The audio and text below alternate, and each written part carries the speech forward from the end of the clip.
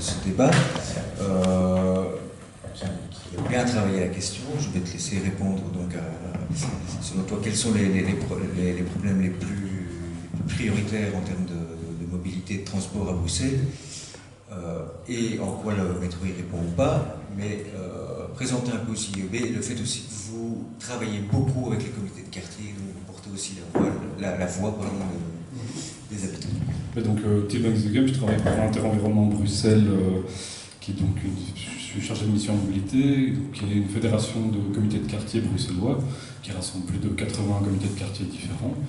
Et donc on analyse toutes les transformations urbaines avec un prisme qui essaie toujours d'allier une vision environnementale et sociale. Les deux sont toujours liés. Et donc on a beaucoup travaillé effectivement sur ce projet de cette nouvelle ligne de métro. Alors sur les avantages, en fait, s'il y a un avantage, je pense qu'un des objectifs pour lesquels la région veut vers cette nouvelle ligne de métro, c'est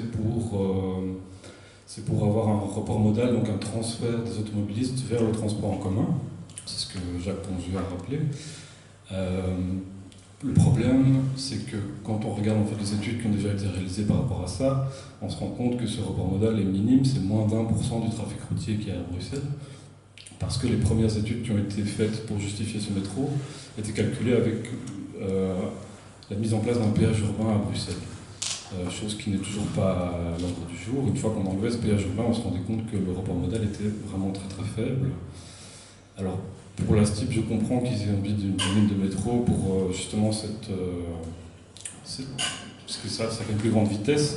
En fait, la STIP doit constamment se battre avec la congestion routière. Ces véhicules sont souvent englués dans la congestion, ce qui pose des problèmes de fréquence et d'exploitation. Et avoir un métro effectivement qui est en souterrain permet d'avoir une régularité. Et quand on sait que le budget de la STIB est en partie conditionné à la régularité de ces véhicules, ça permet effectivement d'assurer un meilleur budget, comme le disait M. Jacques Pongieux, d'avoir des coûts d'exploitation qui sont moindres puisqu'on transporte beaucoup plus de monde. Mais effectivement, ce métro pose toute une série de questions dans la manière dont il est conçu. Donc on en a parlé de la profondeur des stations. Tim en a justement parlé que pour des trajets internes à Scarbeck ou à Evere, ça va rallonger grandement les trajets puisqu'il faut descendre à 30 mètres sous terre.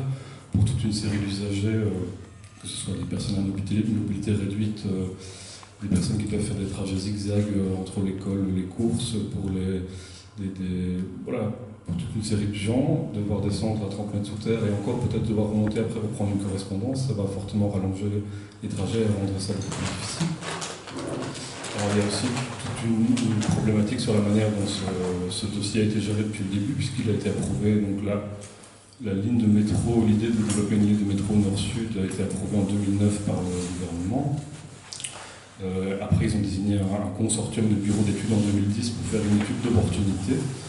Le problème, c'est que dans ce consortium, il y avait plusieurs entreprises qui sont spécialisées dans le forage de tunnels, de construction de stations, et que ça a été donné sous un marché intégré, c'est-à-dire que ce consortium avait plusieurs phases dans le marché d'études, et donc la première phase c'était de voir qu'il y a une opportunité de faire un métro, mais pour pouvoir débloquer d'autres phases d'études plus techniques par après, évidemment il fallait dire qu'il fallait un métro. Donc sans surprise, le bureau d'études on est arrivé à la conclusion qu'il fallait un métro.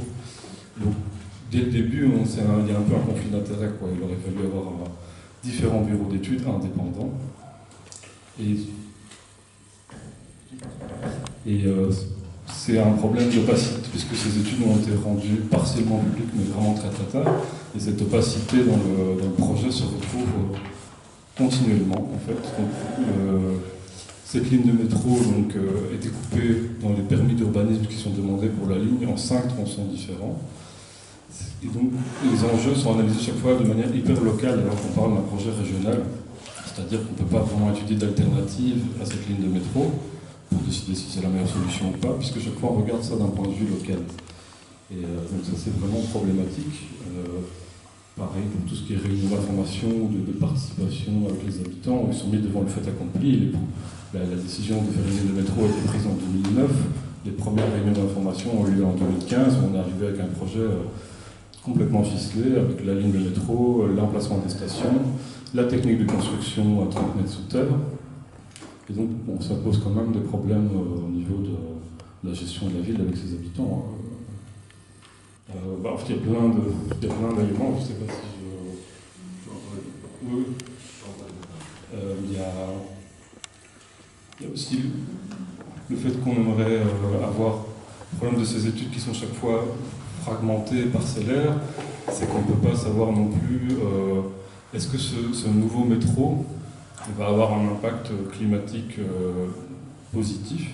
Alors du peu condensé, vu qu'on a des petits bouts pour des stations comme tout Stillmans, avec l'ARO des comités d'habitants, on a pu faire une extrapolation pour voir en fait qu'il faudra attendre 2090 pour que ce métro commence à avoir des effets climatiques bénéfiques, puisque ça va demander énormément de béton, on va devoir excaver énormément de terre, donc ça va consommer de manière énergétique vraiment très très fort.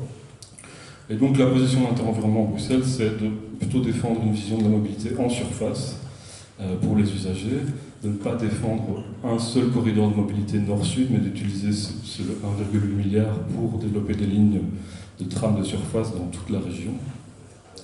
Et à minima, d'étudier des alternatives crédibles et de pouvoir décider en connaissance de cause, est-ce que le métro ou pas est la meilleure solution.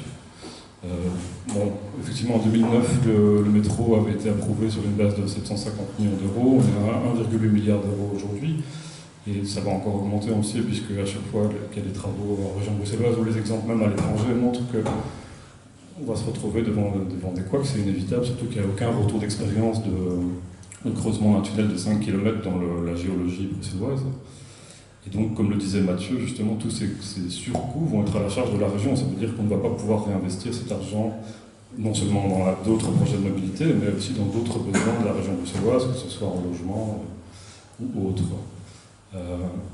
Et vis-à-vis de la mobilité, voilà, pour nous, c'est vrai que la déclaration gouvernementale là, a rajouté de nouvelles lignes de tram, mais on ne sait pas sur quel budget, c'est vraiment très très flou.